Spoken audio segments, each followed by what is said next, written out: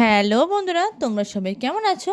আজকে আমি তোমার সাথে শেয়ার করে নেবো চিকেন চাউমিন বানানোর রেসিপিটা। সেই জন্য প্রথমেই নিয়ে নিয়েছি চিকেন, সেগুলোকে আমি ছোটো ছোটো করে টুকরো করে নিয়েছি। তারপর দিয়ে দিলাম স্বাদ মতো লবণ, দিয়ে দিলাম আদা রসুন পেঁয়াজ টমেটো আর কাঁচা লঙ্কা বাটা, তারপর দিয়ে দিলাম লেবুর রস। এবার আমি এটাকে ভালো করে মেখে নিচ্ছি। এবার আমি এটাকে আধ ঘন্টা ঢাকা দিয়ে রেখে দেবো। ততক্ষণে আমি এখানে বাঁধাকপি লম্বা লম্বা করে কেটে নিয়েছি, আর এখানে পেঁয়াজও কুচিয়ে নিয়েছি রসুনের কিমা, আর এই যে কাঁচা লঙ্কাকে একটু চিড়ে নিয়েছি। তারপর এই যে এখানে চাউমিনটা নিয়ে নিয়েছি, আর এই যে জল গরম হতে আমি ওতে দিয়ে দিলাম সাদা তেল। তারপর চাউমিনগুলোকে এক এক করে দিয়ে দিলাম সেদ্ধ হওয়ার জন্য। দেখতেই পাচ্ছ বন্ধুরা।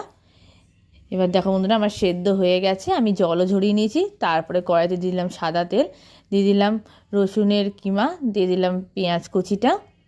এবার ভালো করে একটু লাল লাল করে ভেজে নেব। একটু ভাজা হতে তাতে আমি দিয়ে দিলাম হলুদ গুঁড়ো, দিয়ে দিলাম লবণ।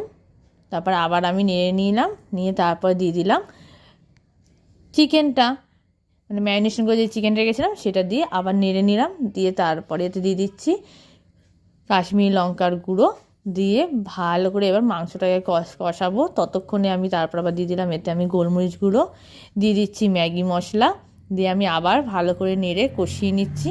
দেখতেই পাচ্ছ বন্ধু, তেল বেরিয়ে এসছে, তার মানে আমার কষানো রেডি। তারপরে দিয়ে দিলাম বাঁধাকপি কুচি, দিয়ে আমি আবার সুন্দর করে নেড়ে নিচ্ছি। এই যে নাড়া কমপ্লিট। এবার আমি এতে দিয়ে দিচ্ছি সয়া সস পরিমাণ মতো, দিয়ে দিলাম টমেটো সস, দিয়ে আমি আবার ভালো করে কষিয়ে নিচ্ছি। দেখতেই পাচ্ছ বন্ধুরা তোমরা।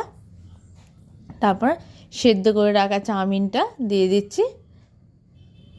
এবার অল্প অল্প করে আমি সেদ্ধ করে রাখা চাউমিনটা দিয়ে এই যে নেড়ে নিচ্ছি। ব্যাস, আমার চিকেন চাউমিন রেডি। লাস্টে নামানোর আগে কাঁচা লঙ্কাটা দিয়ে দিলাম। চলো বন্ধুরা, পরিবেশনা করে ফেলেছি। কেমন লাগলো আমার রেসিপিটা তোমরা আমাকে কমেন্ট করে জানিও। ভালো লাগলে লাইক করে পাশে থেকো, আর ইউটিউব থেকে দেখলে সাবস্ক্রাইব করে দিও, ফেসবুক থেকে দেখলে ফলো করে দিও, আর শেয়ার করতে ভুলো না।